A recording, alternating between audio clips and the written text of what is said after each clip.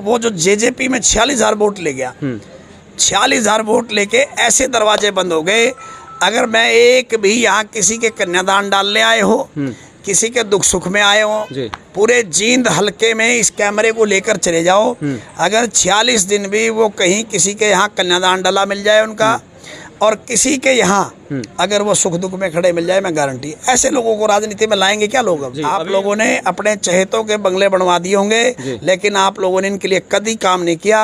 अब ये गलियां आपका बहिष्कार करेंगी, यहाँ के नौजवान यहाँ का बहिष्कार, आपका आप किसान मजदूर की लड़ाई लड़ रहे हैं और आपको चुनाव चिन्ह भी वही गन्ना किसान वाला मिला है। दुखी थे लोग, ऑप्शन मिल गया लोगों को जी। लोगों अगर मैं ग्राउंड छोड़ देता तो लोग क्या करते जी? दोनों में से एक को चूज करते, फिर इनको वही चीज मिलती कि इनको बैठे बिठाए राज फिर मिल जाता जी। तो मैंने इस बार इनको ब्रेक लगाया है। अभी कुछ लोग थोड़ा सा खुश हैं जी। उनको लग रहा है कि ये हमारी जीत का हिस्सा बन जाएगा, जीत करवा देगा। उनको ये नहीं पता कि नीचे नीचे जब वाल्मीकि बस्ती भिवानी रोड आपको खोखला कर देगी, आपको एक भी वोट नहीं पड़ेगी, तो फिर यहाँ एक गरीब का बेटा विधायक बनेगा और दोबारा कभी आपको मौका। जींद की राजनीति गर्म हो गई है और यहाँ कांग्रेस की जो लहर पूरे हरियाणा में थी, वो जींद में लहर रुकती दिख रही है। उसको ब्रेक लग गए हैं और ब्रेक लगाए हैं निर्दलीय प्रत्याशी कांग्रेस के बागी प्रदीप गिल ने। प्रदीप गिल अभी जींद में भिवानी रोड पर यहाँ वाल्मीकि बस्ती है। आप कैमरे में देख रहे हैं कि यहाँ वाल्मीकि बस्ती के सैकड़ों लोग, महिलाएं, पुरुष, और इन्होंने प्रदीप गिल को खुला समर्थन दे दिया है। बात करेंगे किस तरह का चुनाव चल रहा है। जी नमस्कार। देखिए, दो चार बातें मैं आपको कहूँगा जी। कांग्रेस पार्टी को आप देखो, 2019 की एक कहानी बताता हूँ मैं। चौधरी भूपेंद्र हुड्डा लड़े, 34,000 वोट आई। उसी टिकट पे अंशुल सिंगला लड़े, 7,900 वोट आई। हम दोबारा से ब्रह्मचारी जी को कहाँ लेकर के गए? आज मैं ये पूछना चाहता हूँ, खेत को जोते हम, खेत को सींचे हम, खेत को नड़ा पड़े करे हम, खेत की रुखाड़ करे हम, और दाती पाली लेकर के कोई और आ जाए, ऐसा कब तक चलेगा?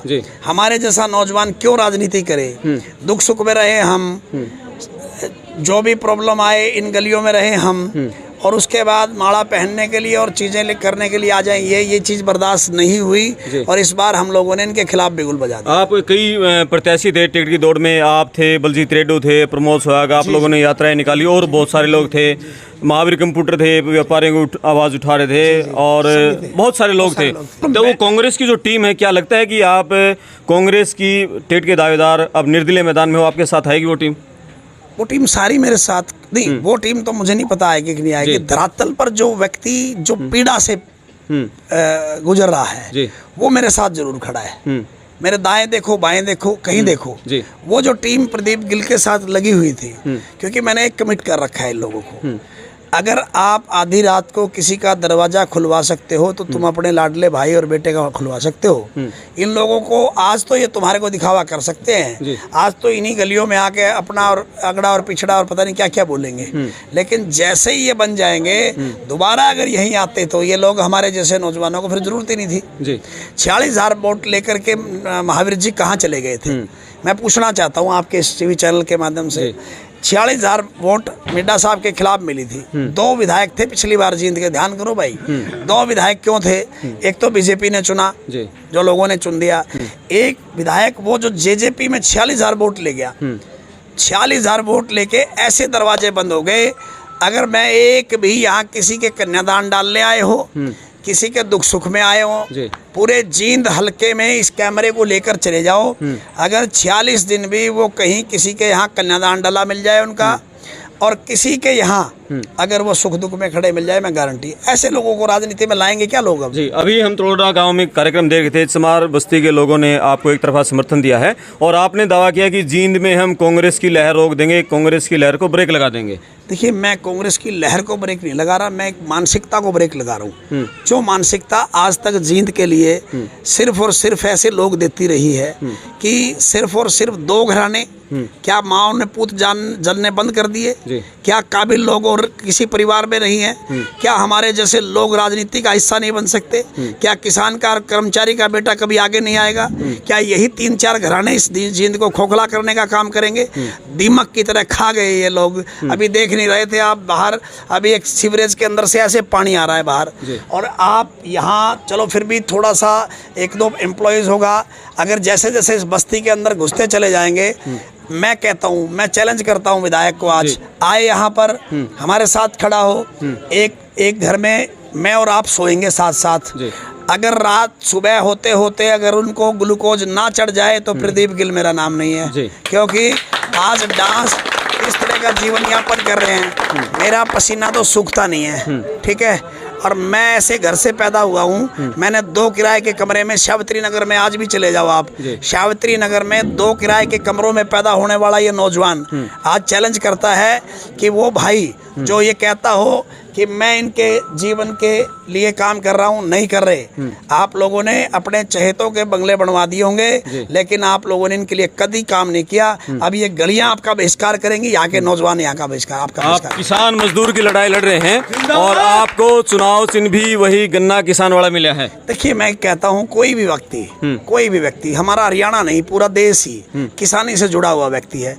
मैं पूछता हूँ, आज कोई चाहे वो किसी भी तरह की दुकान कह लीजिए, चाहे कोई फर्नीचर बनाता है, तो फर्नीचर कैसे बिकता है? जब किसान की खेत में फसल होती है तो पैसा आता है तो मार्केट चलती है तो किसान, वो आदमी जब जा कर के बढ़ई के यहाँ यानी खाती के यहाँ फर्नीचर खरीदता है तो उसके पास पैसा आता है, तो टायर जो बेचने वाला व्यक्ति है उसके यहाँ भी पैसा आता है, क्योंकि उस जिसकी बाइक का टायर पंचर हो गया या कोई दिक्कत आ गई तो वहाँ तक। ये सर्कल क्या है? ये खेती का सर्कल है। जो खेती मर गई तो सिस्टम मर जाएगा, और इस सरकार ने खेती को मारने का पुरजोर कोशिश किया।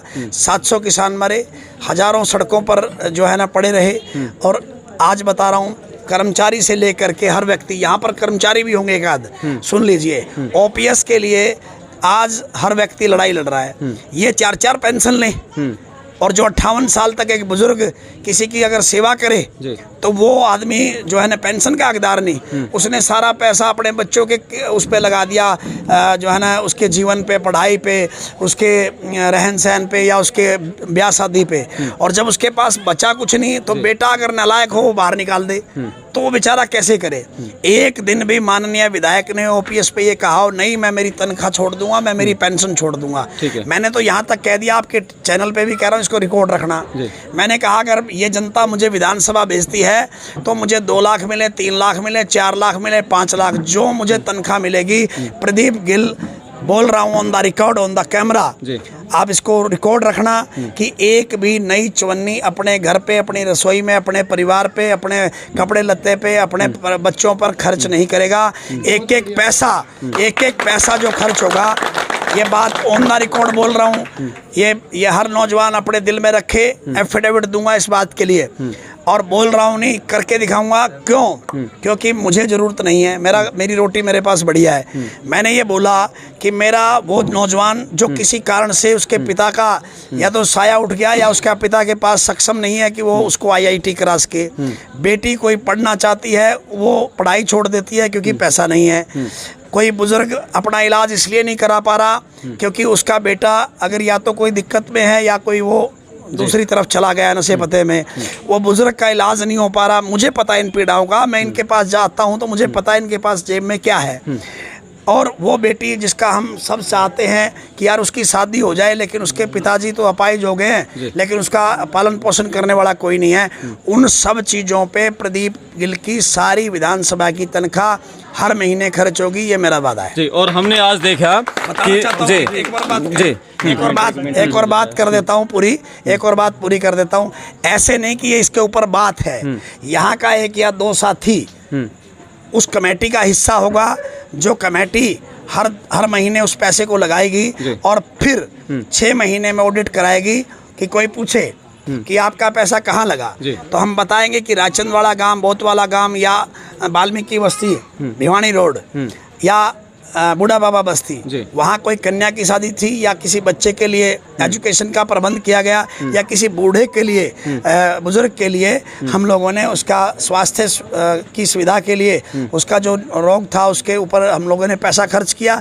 ये सारी शिक्षा, चिकित्सा और बच्चों के लिए जो खर्च करेंगे, हर 6 महीने के बाद आपका ऑडिट होगा और आपकी प्रेस कॉन्फ्रेंस में हम बताएंगे कि उसका गांव ये है, उसका जाति ये है, उसका मोबाइल नंबर ये है और उसका एड्रेस ये है। ठीक है, अभी हमने देखा कि गांव जाजवान, दरियावाड़ा, जलालपुर कलां, कंडेला, तड़ोडा बड़ा पुरजोर समर्थन मिल रहा है। कैसा इलेक्शन देख रहे हो आप?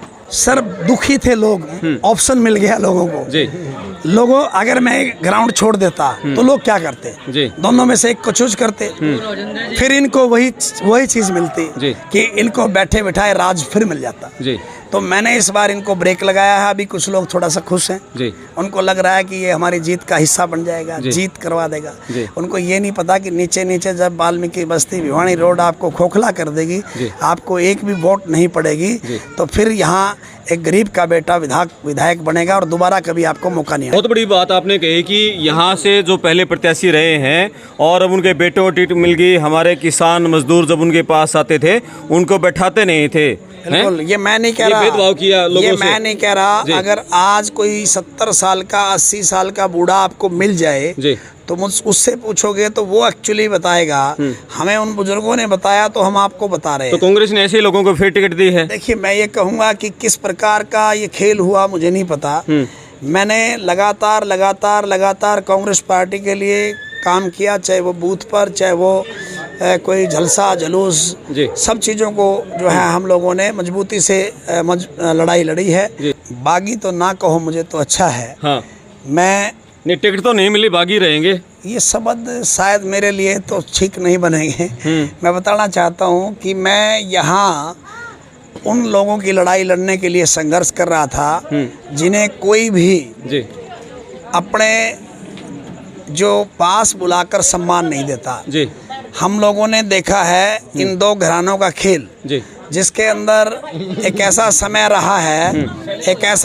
रहा है उस समय में हमारे बुजुर्ग जब इनके घर जाया करते थे जी, तो एक कुर्सी लगा करती थी। उस कुर्सी के अलावा अगर आदमी बात करता तो खड़े खड़े बात करो जी, और नहीं तो बैठना है तो नीचे बैठो। तो जिस प्रकार से हमारे बुजुर्गों ने अपमान सहन किया, अब हम वो बर्दाश्त नहीं कर सकते। उनको हटाने के लिए हम डॉक्टर हरिचंद मिड्डा जी को लेके आए थे, वो स्वर्ग में हैं, हम यहाँ हैं। अब उनके ही बेटे लगातार 3 बार यहाँ से प्रत्याशी बन करके आए हैं। अभी एक माता मुझसे पूछ रही थी, भाई हमारे दिल में तो तू बसता है, लेकिन डॉक्टर मिड्डा की तरह तो कृष्ण मिड्डा तो नहीं बन जाएगा। मैंने कहा कि मैं लड़ाई ही वो लड़ रहा हूँ जिसमें तेरा माता सीधा संवाद बेटे से हो। तेरा संवाद विधायक से नहीं है, तेरा संवाद तेरे बेटे से है, जिसने सदैव इन गलियों में आकर के आपको प्यार दिया, मान सम्मान दिया। और अगर आप मेरे घर गए या वहाँ पर पहुँचे तो आपको भी ऐसे सम्मान मिला जैसे अपने घर के मेहमान को मिलता है। यहाँ पर जब हम लोग आते हैं तो ये गलियों में, जहाँ चाहे इनका गुजारा भी 600 रुपये 700 रुपये, भाई कोई अगर मजदूरी भी करता है फिर भी वो हमारा दिल से स्वागत करता है कि वो फूल माला लेकर के आता है या लड्डू जलेबी या कुछ भी चीज़ें लेकर के आता है, कोल्ड ड्रिंक लेके आता है। वो अपने बच्चों का भी पेट काटता है उस दिन के लिए। हमारा सम्मान ऐसे करते हैं, लेकिन जब यही विधायक चुने हुए इनके घर में हमारे ये भाई जाते हैं तो पानी का गिलास पूछा नहीं जाता। इस व्यवस्था को बदलने के लिए ये मास्टर का बेटा चला है। और ये थे प्रदीप गिल, और इन्होंने कहा कि इस बार जींद में कांग्रेस की लहर को रोक देंगे और यहाँ से किसान मजदूर का बेटा विधायक बनकर विधानसभा पहुँचेगा। आप अपने कमेंट्स लिखें, जींद का सियासी माहौल क्या है। मैं आपका दोस्त करमपाल, धन्यवाद।